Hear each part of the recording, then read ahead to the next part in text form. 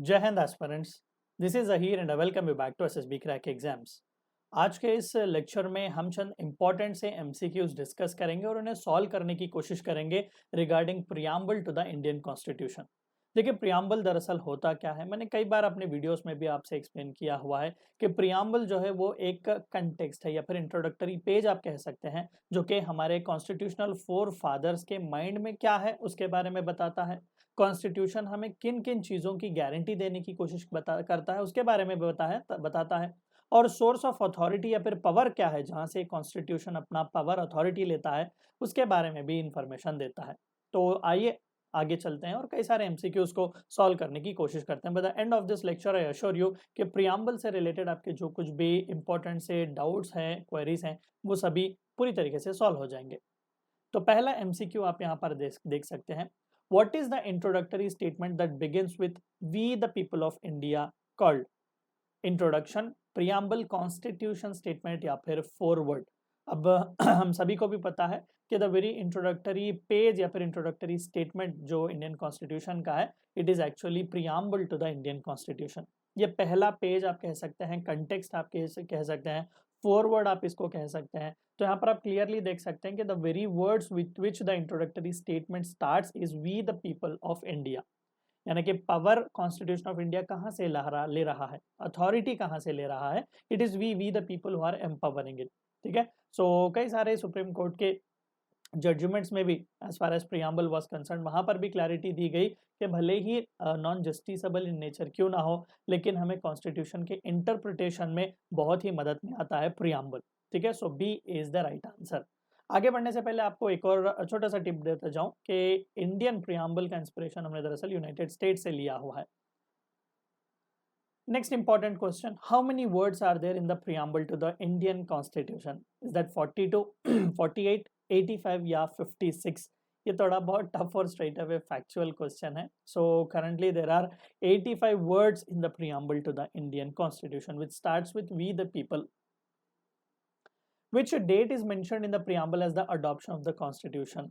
Important है क्योंकि preamble में सिर्फ भारी भरकम वर्ड्स का इस्तेमाल नहीं होता, प्रियम्बल में हमें ये भी इंफॉर्मेशन दिया जाता है कि किस दिन से हमने ये कॉन्स्टिट्यूशन को अडॉप्ट किया हुआ है। Is that 15th of August 1947, 26th of January 1950, 2nd of October 1949 या 30th of January 1950? And the correct answer is actually 26th of January 1950। देखिए, यहाँ पर एक और छोटा सा मैं आपको अपडेट इन्फॉर्मेशन भी देता जाऊं। अगर ऑप्शंस में आपको 26th ऑफ नवंबर 1949 है, तो मैं आपसे कहूंगा कि आप जरूर इसके लिए जाइएगा। क्यों? क्योंकि कॉन्स्टिट्यूशन में स्पेसिफिकली मेंशन किया जाता है कि 26th डे ऑफ नवंबर 1949। अब देखिए, वैसे तो कई बार मैंने आपको लेक्चर्स में भी बताया है कि इवन तो 26th ऑफ नवंबर 1949 को हमने कॉन्स्टिट्यूशन को अडॉप्ट किया, लेकिन उसे पूरी तरीके से एनैक्ट हमने 26 जनवरी 1950 को किया हुआ था। उस पर उसका स्पेसिफिक पर्पस क्या है, क्योंकि 1929 दिसंबर के महीने में लाहौर रेजोल्यूशन पास हुआ था इंडियन नेशनल कांग्रेस द्वारा, और हमने डिसाइड किया कि आने वाले साल 26 ऑफ जनवरी 1930 को हम पूर्ण स्वराज डे की तरह सेलिब्रेट करेंगे। तो बिकॉज ऑफ दैट हमने ये छोटा सा गैप दिया हुआ है।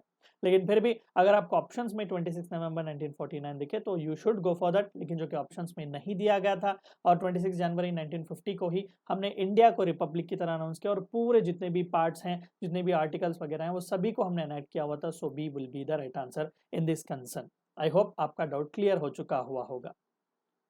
And next most important question is the term sovereign in the preamble refers to. Preamble में टर्म सॉवरेन भी हमें देखने को मिलता है ना, India is a sovereign socialist secular democratic Republic.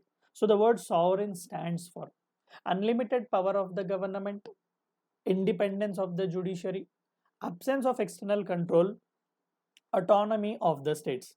देखिए, किसी भी सरकार को अनलिमिटेड पावर नहीं दिया गया है। हर सरकार, दुनिया की कोई भी सरकार क्यों ना हो, उसके लिमिटेशंस हैं।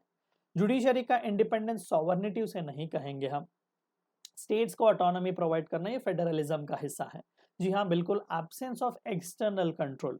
अब देखिए, जब इंडिया फ्रीडम नहीं आया हुआ था 1947 के पहले, तो इंडिया दरअसल एक कॉलोनी थी ब्रिटिश एम्पायर की। तो हम सॉवरेन नहीं थे, हमारे लिए rules and regulations British parliament बनाता था, ब्रिटिश की सरकार यहाँ इंडिया को चलाती थी।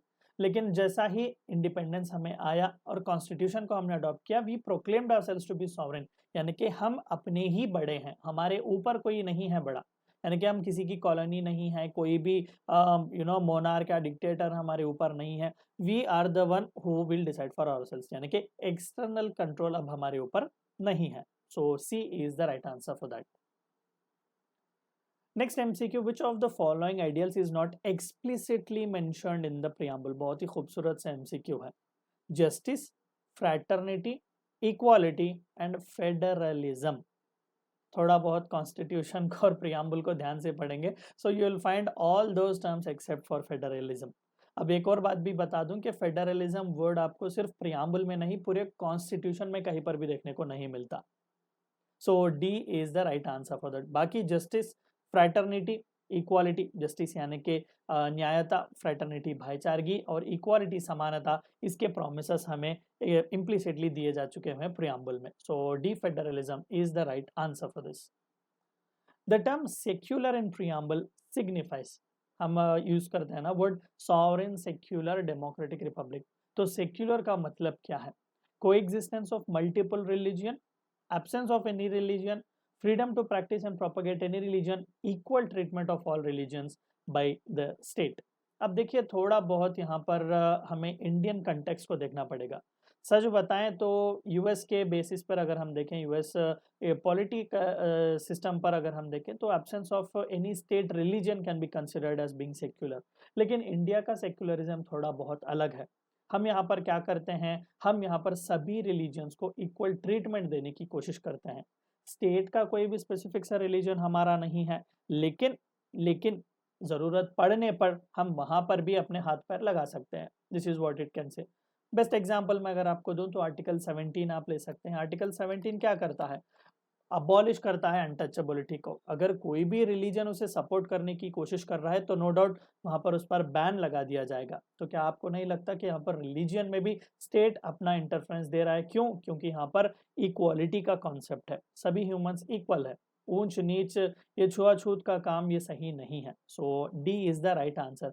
Equal treatment of all religions by the state, किसी भी एक स्पेसिफिक रिलीजन को एक्स्ट्रा या किसी स्पेसिफिक रिलीजन को कम यहाँ पर प्रेफरेंस नहीं दिया जाएगा। So D is the right answer. अब देखिए एक और डाउट भी आप पूछ सकते हैं, सर क्यों नहीं एब्सेंस ऑफ एनी रिलीजन? मुझे नहीं लगता कि दुनिया में कोई भी ऐसी जगह है जहाँ पर रिलीजन नहीं होगा। So pure absence of any religion is not possible at all. So absolute absence of religion is also not possible. So secularism signifies कि state किसी का साइड नहीं लेगा, सभी religions जो है वो वहां पर फ्लरिश हो सकते हैं। Which part of the constitution contains the preamble? Part 1, 2, 3 और none of the above? हट बढ़ाकर कई लोग पार्ट 1 लिखते हैं क्योंकि सर ये तो इंट्रोडक्टरी स्टेटमेंट है। जी बिल्कुल, ये इंट्रोडक्टरी स्टेटमेंट है, इसीलिए तो नन ऑफ द अबव। देखिए पार्ट 1 का कंसर्न क्या है? पार्ट 1 हमें India states and union territories के बारे में बताता है। India that is Bharat shall be union of states, यानी कि हमें कंट्री का डिस्क्रिप्शन देता है, उसके स्टेट्स और उसके यूनियन टेरिटरीज के बारे में हमें बताता है। Article 1 to 4 of Indian constitution part 1। तो प्रियम्बल को भले ही कॉन्स्टिट्यूशन का हिस्सा क्यों ना माने, लेकिन because it is a मियर introductory statement, तो हमें नहीं लगता कि पार्ट 1 में से कंसिडर करना सही होगा। The term liberty in the preamble refers to, liberty preamble में इस्तेमाल किया जा चुका हुआ है, तो वो किस चीज को रेफर करता है? Is the freedom of speech and expression, economic liberty, social liberty and political liberty. थोड़ा बहुत ध्यान से हमें सोचना पड़ेगा, क्योंकि कई बार मैंने अपने लेक्चर्स में भी बताया कि पूरा कॉन्स्टिट्यूशन आप ले लें, even the most powerful provision that is fundamental rights भी आप क्यों ना ले लें, they are not sacrosanct, they are not absolute. Example भी मैंने आपको बताया कि भाई कुछ गलत काम करके आप कोर्ट में जाकर ये नहीं कह सकते कि मुझे फ्रीडम दिया जा चुका हुआ है, ठीक है। लेकिन यहाँ पर जो टर्म प्रियम्बल में दिया जाता है, it is actually freedom of speech and expression, ठीक है। जिस फ्रीडम की बात है, लिबर्टी की बात हम यहाँ पर जहाँ पर कर रहे हैं, देखिए thought, expression, belief, faith and worship. So these are one of the most important objectives which we have to fulfil that has been given in the preamble. What does the preamble describe as the source of authority to the Indian Constitution? People of India, President of India, Parliament या Prime Minister? अब जाहिर सी बात है और आसान MCQ भी है, खुद प्रियम्बल ही स्टार्ट कैसे होता है? It starts with we the people of India. अब देखिए हम खुद उसे पावर दे रहे हैं, तो कल को कोई भी जाकर ये नहीं कह सकता कि भाई मुझे नहीं पता था कि राज्यांग में ये चीज़ है, या फिर मैं उसे फॉलो नहीं करूँगा। ये ऐसी चीज़ें, ignorance of law is no excuse जैसा हम बताते हैं ना, तो सिमिलरली हम ही उसे पावर दे रहे हैं, वो एम्पावर हमसे हो रहा है। So ultimately, people are supreme in a democracy like India, and indeed we are making the constitution to be supreme. So authority का power या फिर authority कहाँ से आ रही है, source कहाँ का है authority का for the preamble is from the very people of India. We are empowering it. The objective of equality in preamble includes, कई सारे objectives भी हमने देखे हुए हैं। सो उसमें से इक्वालिटी का ऑब्जेक्टिव जो प्रियम्बल में है उसमें कौन से इक्वालिटी समानताओं की बात जो है यहाँ पर की जा रही है। सबसे पहला is that economic equality, economic basis पर इक्वालिटी प्रोवाइड करने की कोशिश करेंगे। दूसरा भी है सोशल इक्वालिटी, तीसरा है पॉलिटिकल इक्वालिटी, एंड चौथा है all of the above. So the correct answer is actually ये सभी के सभी हमें देखने को मिलता है। ठीक है, equality of status, opportunity and to promote among them the fraternity. So equality की जब हम बात करते हैं, सो यहाँ पर इकोनॉमिक इक्वालिटी भी आ रही है, सोशल इक्वालिटी भी आ रही है, और पॉलिटिकल इक्वालिटी भी आ रही है। The term socialist in the preamble implies, जो टर्म सोशलिस्ट है उसमें प्रियम्बल में उसका मतलब क्या है? Ownership of means of production by the state, elimination of private property, promotion of economic and social justice, और क्लासलेस सोसाइटी। थोड़ा बहुत थामा, रुको, यहाँ पर सोचने की जरूरत है। यहाँ पर specifically preamble of Indian constitution की बात कर रहा है। वैसे तो जब हम सोशलिज्म, सोशलिस्ट की बात करते हैं तो production of means of production का ओनरशिप स्टेट के हाथ में होना चाहिए, equal protection, equal distribution of wealth वगैरह के कॉन्सेप्ट्स यहाँ पर होने चाहिए। लेकिन ऐसा बात इंडिया में नहीं है। Indian socialism is quite different from the concept of socialism which we find in nations like erstwhile Soviet Union, Russia वगैरह आप ले लीजिएगा। सो इंडियन सोसाइटी में जब हम सोशलिस्ट प्रिंसिपल्स की बात करते हैं खासकर प्रियम्बल में, तो it is promotion of economic and social justice. अब इसके लिए पूरा हमने part 4 of Indian constitution insert किया हुआ है, that is directive principles of state policy, है कि नहीं? आर्टिकल 36 से लेकर 51 तक पूरे directive principles of state policies हैं जो कि socio economic development, socio economic justice, socio economic democracy को बढ़ाने की कोशिश करते हैं। So the term socialist in the preamble implies promotion of economic and social justice in India. which amendment added the word socialist, secular and integrity। अब देखिए original constitution से अब तक हमने 100 बार से ज़्यादा कॉन्स्टिट्यूशन को अमेंड किया हुआ है, लेकिन सबसे बड़ा, सबसे इंपॉर्टेंट अमेंडमेंट हुआ था इन 1976। बल्कि चलिए मैं पहले आपको इसका आंसर बताता हूँ। ऑप्शन है 42nd, 44th, 50th and 52nd। The correct answer is 42nd constitutional amendment. Shrimati Indira Gandhi ji की सरकार थी और 1975 से लेकर 1977 तक इमरजेंसी थी, अगर आपको याद हो। इंटरनल डिस्टर्बेंस के बेसिस पर यहाँ पर इमरजेंसी लागू की गई हुई थी। सो इमरजेंसी के चलते ही उसी बीच में 1976 में one of the most important constitutional amendment, that is 42nd constitutional amendment pass किया गया था। अब इसको मिनी कॉन्स्टिट्यूशन भी कहा जाता है।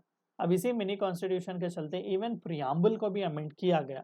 अब उसी अमेंडमेंट में देख लीजिएगा चंद इंपॉर्टेंट से टर्म्स एंड टर्मिनोलॉजीज ऐड यहाँ पर किए जा रहे हैं, जैसे कि टर्म सोशलिस्ट हो गया, सेक्युलर हो गया, इंटीग्रिटी हो गया।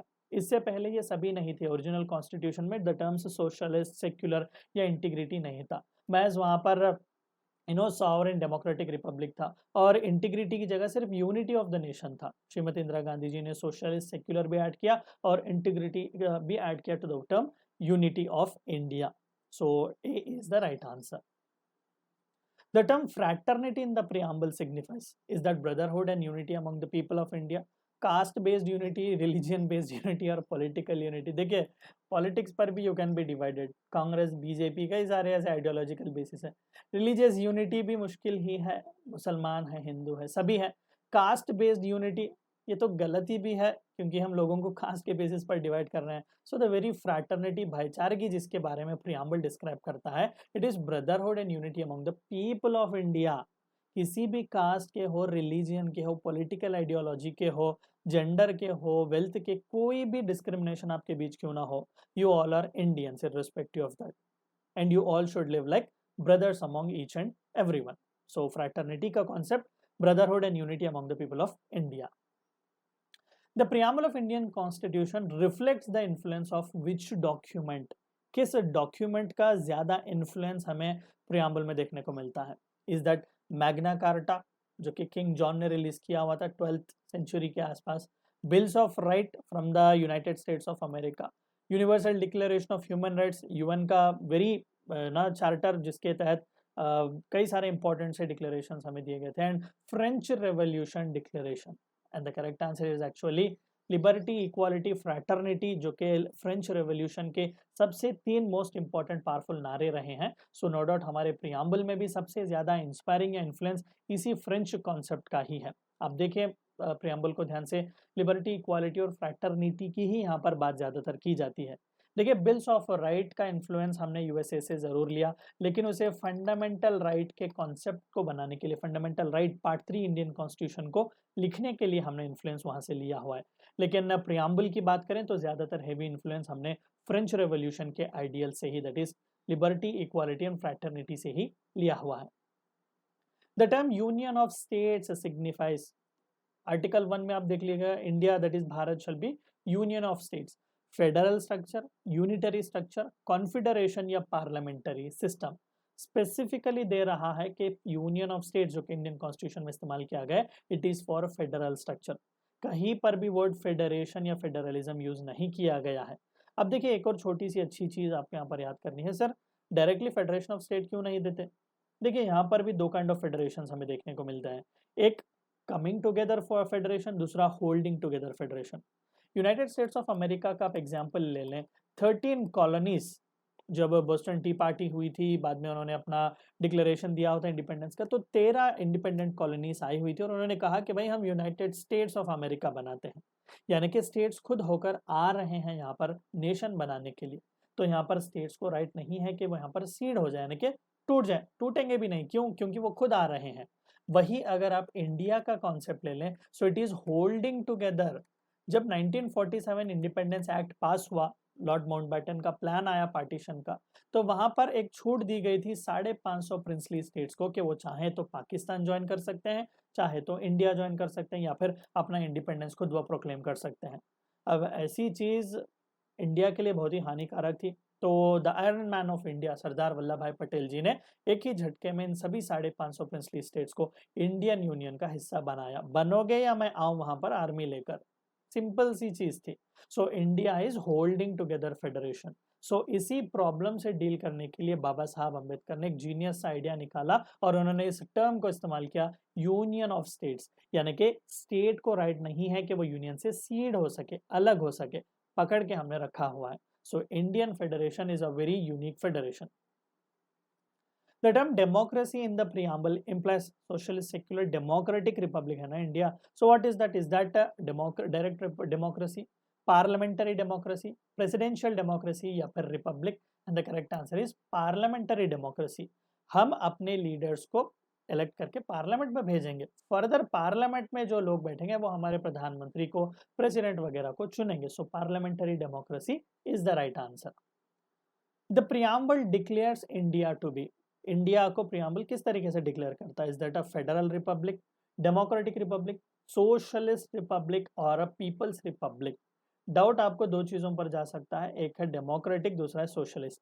देखिए सोशलिस्ट स्टेट, सोशलिस्ट प्रिंसिपल्स, लेकिन रिपब्लिक हम डेमोक्रेटिक ही हैं। रिपब्लिक यानी कि क्या? जो हेड ऑफ द स्टेट होगा वो चुना जा चुका होगा, और चुनना किस तरीके से होगा?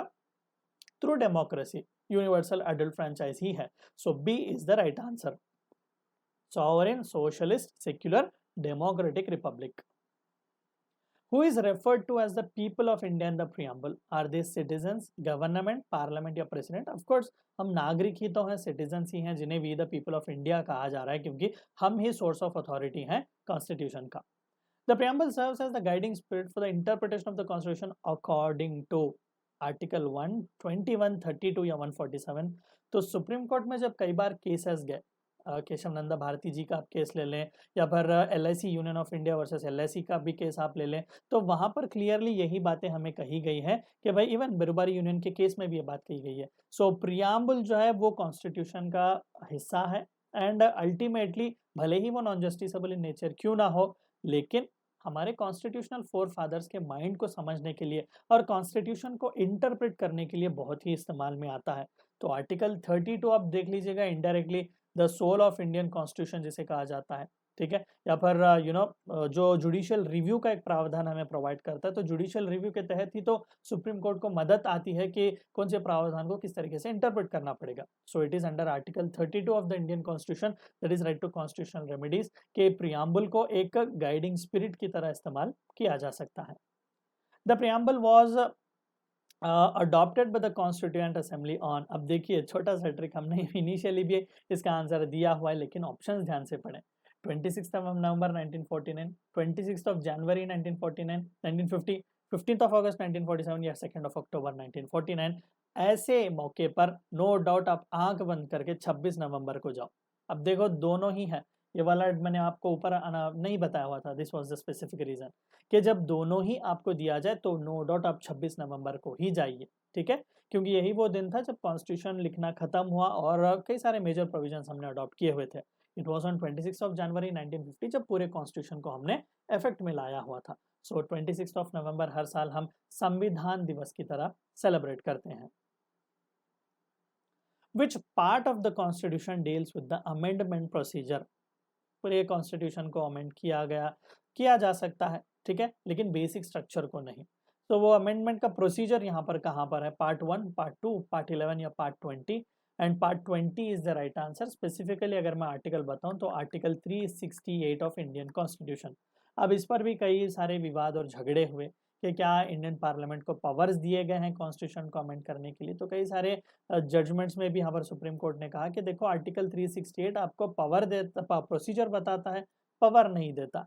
लेकिन अल्टीमेटली 24 तो 25 constitutional amendment act Shrimati Indira Gandhi ji ने पास किया हुआ था, जिसके तहत जुडिशरी के पावर्स पर पाबंदी लगाई गई और ये कहा गया कि पार्लियामेंट ना जिस किसी भी हिस्से को भी चाहे वो चेंज कर सकता है। सो अल्टीमेटली 1973 केशवानंदा भारती जी का केस जब आया तो वहां पर सुप्रीम कोर्ट ने कहा मान लेते हैं कि भाई पार्ट 20 आर्टिकल 368 के तहत आप कॉन्स्टिट्यूशन को चेंज कर सकते हैं किसी भी हिस्से को, लेकिन आप बेसिक स्ट्रक्चर को चेंज नहीं कर सकते। सो बेसिक स्ट्रक्चर डॉक्ट्रिन की पैदाइश 1973 केशवानंदा भारती केस आप कह सकते हैं। सो बेसिक स्ट्रक्चर यानी कि फेडरल जो कॉन्सेप्ट है, सेक्युलरिज्म का कॉन्सेप्ट है, पार्लियामेंटरी जो सिस्टम हम इस्तेमाल करते हैं, ऐसे कई सारे provisions. The preamble reflects the aspirations and dreams of the constitution makers, the president, the prime minister and the parliament। देखिए प्रेसिडेंट, प्राइम मिनिस्टर, पार्लियामेंट हर 5 साल में एक बार चेंज होते हैं, लेकिन ultimately it is the constitution makers, क्योंकि वही हमारे फ्रीडम फाइटर्स हैं। जो लोग वहां पर इलेक्ट होके जाके बैठे हुए थे, they are not some common people, one of the finest brains have sat there. So constitution makers के हमारे एस्पिरेशंस को, ड्रीम्स को वो रिफ्लेक्ट करता है। The term justice in the preamble include, न्याय दिलाएंगे किस चीज का, is that social justice, economic justice, political justice? So all of the above is the right answer. Preamble declares India to be a sovereign, socialist, secular and monarchical, democratic, capitalist या communist, and the correct answer is actually democratic republic। हम एक democratic republic हैं, monarch नहीं है यहाँ पर, capitalist भी नहीं, हम socialist हैं, communist भी हम नहीं हैं। The preamble is based on the principles outlined in United Nations Charter, Indian Independence Act, Government of India Act 1935 या फिर objective resolution bye Pandit Jawaharlal Nehru. Inspiration तो यूएसए से हमने ली, लेकिन हमारे खुद का प्रियम्बल जिस प्रिंसिपल्स पर आउटलाइंड है, it is objective resolutions by Pandit Jawaharlal Nehru.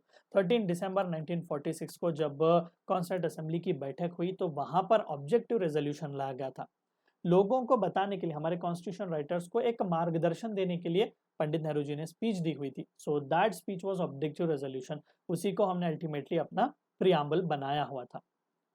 Preamble was introduced and adopted by, tricky question है, Jawaharlal Nehru, doctor B R Ambedkar, Rajendra Prasad, Mahatma Gandhi. आप में से पता है मुझे कई सारे लोग लिखेंगे पंडित जवाहरलाल नेहरू, ये तो सरासर गलत है। ऑब्जेक्टिव रेजोल्यूशन मूव करने वाले पंडित जवाहरलाल नेहरू थे।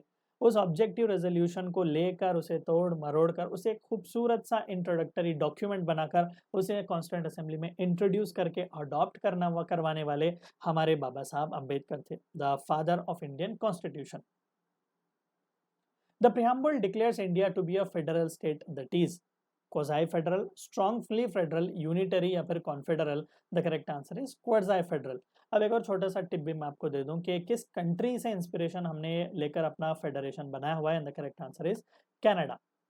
कनाडा का इशू भी सेम वैसा ही है जैसा इंडिया का है. तो कनाडा में भी हमें स्ट्रॉन्ग सेंटर देखने को मिलेगा. कई बार हम कहते हैं ना कि फेडरलिज्म विद यूनिटरी बायस, तो सिमिलरली इंडिया का फेडरलिज्म भी स्ट्रॉन्ग सेंटर. ऑफ कोर्स हमने फेडरेशन दिया हुआ है, हमने ऑटोनॉमी पावर स्टेट्स को दिए हुए हैं, लेकिन जरूरत पड़ने पर सेंटर बिकम्स ऑल पावरफुल. तो ये चंद थे इंपॉर्टेंट से एमसीक्यूज जो आपको प्रियम्बल से रिलेटेड डिस्कस करने थे. आई होप कि आपके सभी के डाउट्स सॉल्व हो चुके होंगे. So meet you next time. Until then stay healthy, stay safe. Thank you for watching my lecture. जय हिंद. अगर आप एक डिफेंस एस्पिरेंट हैं और SSB interview, NDA, CDS, AFCAT जैसे एग्जाम्स के लिए प्रिपेयर कर रहे हैं तो आप एसएसबी क्रैक एग्जाम्स के कोर्स को चेक करना ना भूलें. आप हमारी लर्निंग एप्लीकेशन को गूगल प्ले स्टोर से भी डाउनलोड कर सकते हैं.